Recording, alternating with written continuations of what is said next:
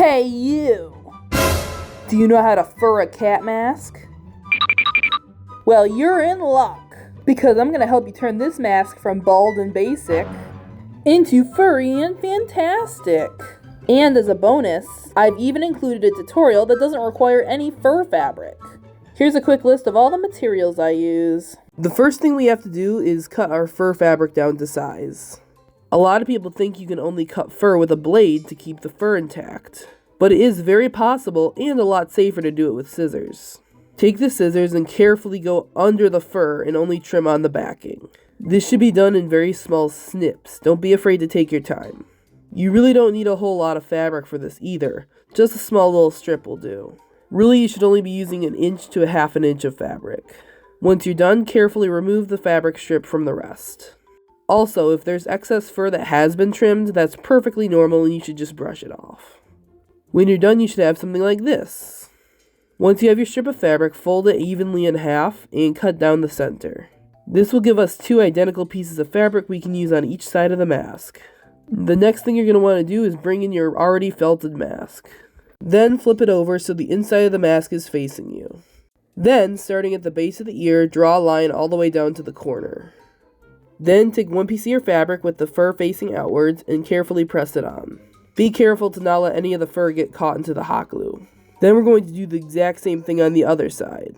If you've done it correctly, it should look just like this. Next, we're going to glue down the rest of the fur. Starting from where you left off, add a line of hot glue that is equivalent to the size of your remaining fur. Then you should carefully press down, once again making sure you're not getting any fur caught in the hot glue. Once again, you're going to do the same thing on the other side. And if you've done it right, it should look just like this. Optionally, you can trim the corners of the fur because sometimes the fabric shows through, and this will make it look more realistic. And look at that, you're done! And now for a bonus tutorial. To fur a mask without fur fabric, first thing you're going to need is some acrylic yarn. Take the end of the yarn and grab it in your hand like so, and continue to wrap it around your hand until you have a substantial amount. Then, very carefully slide your scissors under the yarn and cut. This will give us the bunch of little strands we're going to use to make our fur. Then, for each side of the face, we're going to make 3 piles of yarn. For this example, I'm only doing one side, so you'd need double the amount of yarn if you were doing both sides. And for each of those piles of yarn, tie a knot in the middle. Then, take your yarn and a slicker brush and brush it out until it's nice and fluffy. Make sure to flip it over and get all the yarn brushed out. Then flip it over and do the same thing on the other side.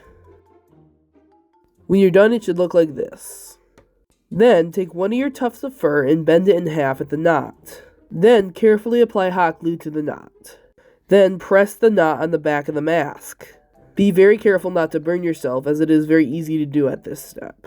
Then, do the same thing with the remaining 2. While you may think we're done there, there's actually another step you can do to make it look even better. Carefully apply a line of hot glue on top of the mask. Then, very carefully press on the fur to the front of the mask. This will make the tufts more visible and more front-facing on the mask. When you're done, it should look like this. And that's a wrap. Thank you so much for watching. Hope you guys have a good one. Don't forget to like and subscribe, and I'll see you next time.